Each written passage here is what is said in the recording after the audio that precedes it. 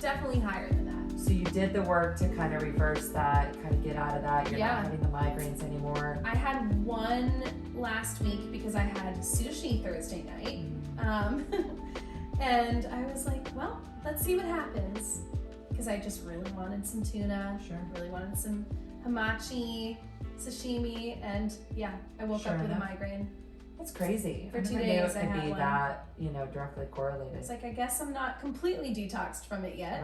Right. But at least I know what it is now. So I can control it.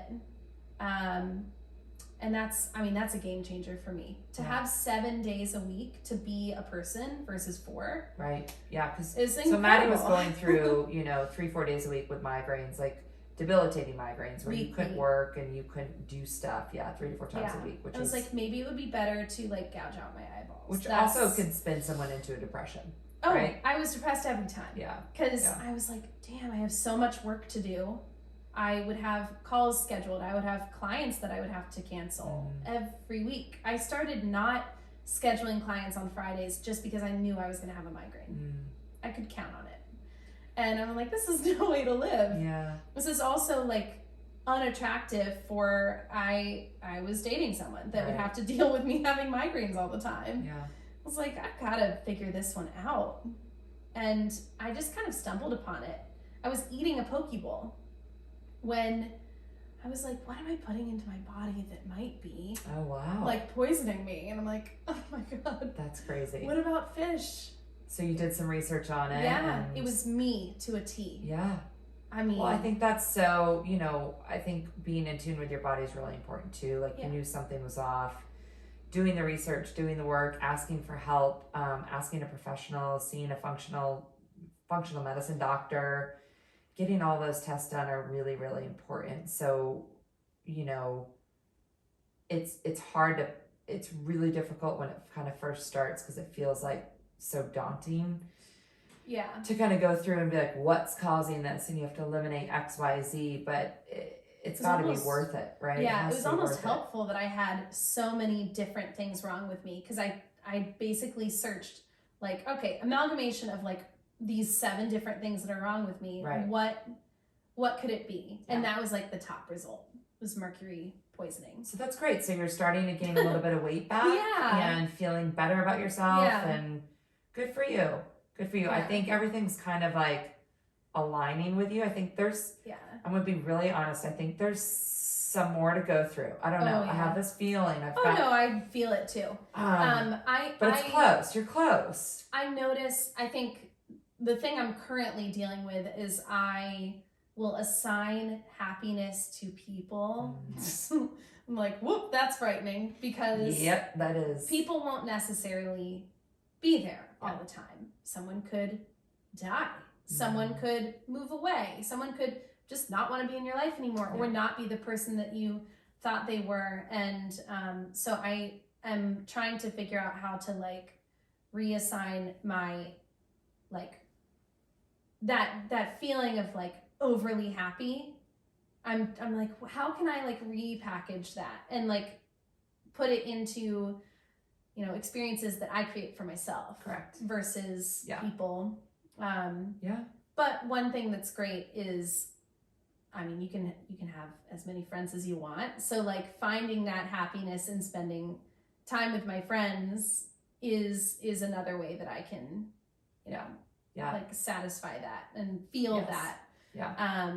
That and like being forgiving of how people were like family members and like having a new appreciation for why they were the way they were and who they are and like how that's had an impact on me. And I guess again, like not expecting myself out of other people. Yeah. And you already hit the nail on the head. I mean, I've said this so many times, you come into this world alone and you go out alone. Yeah. So if you're not, I know it sounds really morbid, but it's so true. That is true. Yeah. So if you can't look in the mirror, like I'm 39 and single and I live with my dog and I love my life. I haven't dated in years and I really enjoy my life. Like you have to get to that place where your happiness isn't dependent upon anything else, not a job, not a man, not a parent, not your bank account, because all of that can disappear. Mm-hmm. And I think a lot of people dealt with that disappearing in COVID, and they never had the practice on how to deal with alone. it. And I've had the practice since I was 13 years old, and I get it. Yeah. But I think a lot of people are still doing that work. So I see you like still doing the work, and you're like, you're so close. You're right there. I would say that another way that I've found I can like feel that crazy amount of happiness is service. Like, is being a light in someone else's life. Sure. Absolutely. I'm like, oh my gosh, this is cool. This is not something that, well, I guess I felt it as being a mentor, to those kids, but and you're finding that with your kettlebell class. Like I see, like it seems small, but it's actually like created a little community. And people are posting you every day, and they're like doing your flows, and that's a really rewarding feeling. It's the same reason I do this podcast. Like, yes, I know it helps other people, but it helps me. Yeah. It makes me feel good. Yes, yeah. And at the end of the day, you need to do what makes you feel good. Mm-hmm. Because that's our I'm number living one. With myself for the rest of my life. That's it. Yeah. That's it. You get it. True. Yeah. I'm so, like, I see this journey of this year, and I'm really excited to see what happens. Me too. And where you land. And it's kind of cool when you don't know. Oh, yeah. There's a saying. Technically, we never know. when like my parents, they've had the same job for 30 plus years. It's the same, and that works for them. But I really kind of like the unknown because, when nothing is determined, anything can happen. Yeah. Anything. Yeah. And that's kind of cool because you don't know, but for a lot of people that gives them anxiety, and they want to know. They want to know how much money they're going to have or know what job they're going to have. And I think for a lot of people in the fitness industry, they have to be okay with not knowing because it can change very quickly.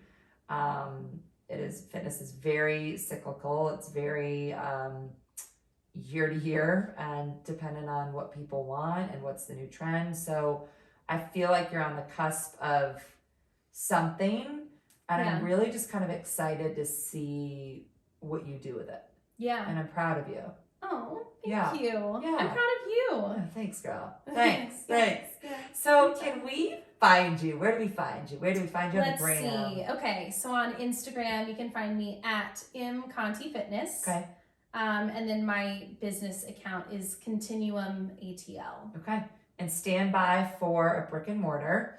Stand by for that. I will say I'm putting all of my energy into doing pop-ups of this class. Do it. Yes. I'm like, why not? I want to do some market research. Yeah. I'm like, let's see how it does in Miami. Let's see how it is in Nashville. I'm gonna take it to Philly and Vegas and like all over the place. And maybe you find that that's actually what you will end up doing. Yeah. And not and then maybe with some venture capital money, open up some brick and mortars, but. Yeah. That's something I can do this tomorrow. Right. I can go do a pop-up in another city in 2 weeks. Yeah. And if I am focusing on the relationship building, which I think is probably my strong suit, it'll be full. Yeah. Yeah. And that's exciting. That makes me happy. And in turn, you will be full. Yes. Right? Yeah. Well, thank you so much for being a guest. Thank you. I appreciate you, Maddie. Appreciate you. Thanks for spending your Thursday with me. You're